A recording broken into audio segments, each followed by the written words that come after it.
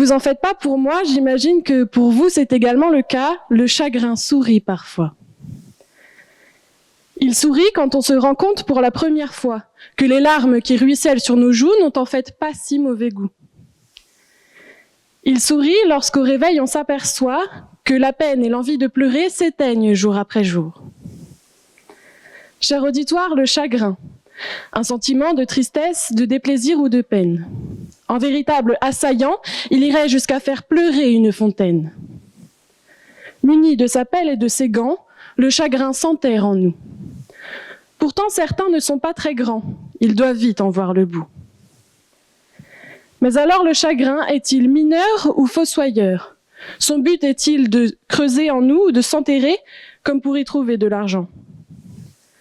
Pourtant, c'est une vérité établie, je ne suis constituée que de diamants. Alors, pardonnez-moi si aujourd'hui j'ai mauvaise mine, l'amour m'a affaibli ces derniers temps. J'ai rencontré un garçon, il avait quasi tout du prince charmant. Excepté le costume, le bouquet de fleurs, le cheval qui galope crinière au vent, l'humour, l'intelligence, le compte en banque et les muscles bien saillants. Je vais prendre rendez-vous chez l'ophtalmo, j'ai succombé à son pipeau. J'ai succombé, je suis tombée dans le néant que laisse un cœur brisé. Du chagrin d'amour à l'ode à la joie, du « je t'aime mon amour » à « ça y est, tu ne veux plus entendre parler de moi ». Le maître mot, c'est l'amour de soi. Se remettre de ses mots, prendre du temps pour soi. Le chagrin sourit parfois. Mesdames et messieurs, selon Spinoza, les trois émotions fondamentales sont la tristesse, le désir et la joie. La tristesse, à la différence du chagrin, est une émotion vive, de souffrance morale, souvent liée à une perte, au désavantage ou au désespoir. Il est important de lui apporter de la lumière et de ne pas la laisser seule dans le noir.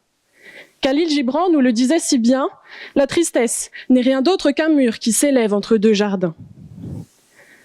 Autrement dit, il nous faut accepter la tristesse et comprendre d'où elle vient. Mais tout cela sans nous laisser submerger, car celle-ci se transforme vite en chagrin. En effet, le chagrin est bien plus intense que la tristesse, impliquant un état à long terme et s'installant à toute vitesse. Franchir le mur qui s'installe petit à petit serait alors une épreuve de plus en plus difficile. Vous isolant du reste du monde, ce mur vous rend de plus en plus fragile. La tristesse, le mur, le chagrin, l'architecte. Mais alors, qu'en est-il de la joie ? Puisqu'apparemment, personne ici n'a laissé le chagrin l'envahir, mais malheureusement pour ceux qui me côtoient, vous avez échappé à la mort de rire. La joie, ce sentiment si profond et agréable qui saisit l'être tout entier d'une satisfaction remarquable. Un sentiment de plénitude, limité par le temps mais privé d'incertitude, une sensation si agréable qu'il en existe 1000 combinaisons envisageables. Sauter de joie, être en joie, se faire une joie, s'en donner à cœur joie, tout cela pour dire que l'on est heureux, n'est-ce pas merveilleux? Mais cette joie est-elle suffisante pour surpasser le mur du chagrin?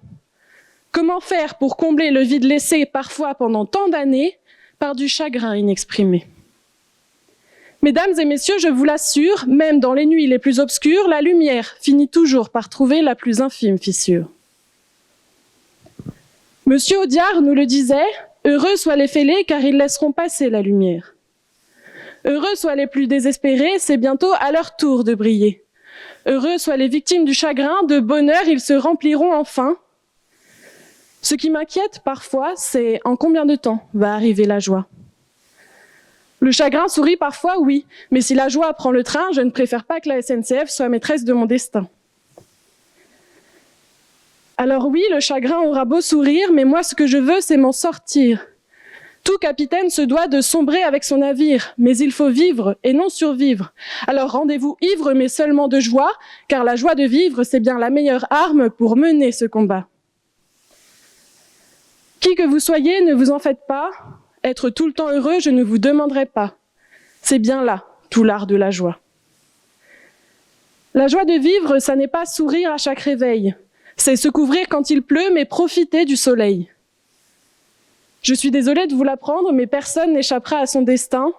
Malheureusement, les épreuves que l'on rencontre font bel et bien partie du chemin.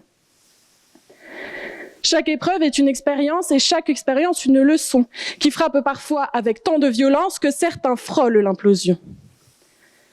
Mais il faut faire preuve de résistance face à tant d'oppression, car le chagrin est un terrain miné, mais la joie vaut de l'or. Alors je vous prie de ne pas abandonner, vous seriez surpris par la taille du trésor. Le chagrin sourit parfois, alors n'en doutez pas, plus il creusera en vous, plus vous pourrez contenir de joie.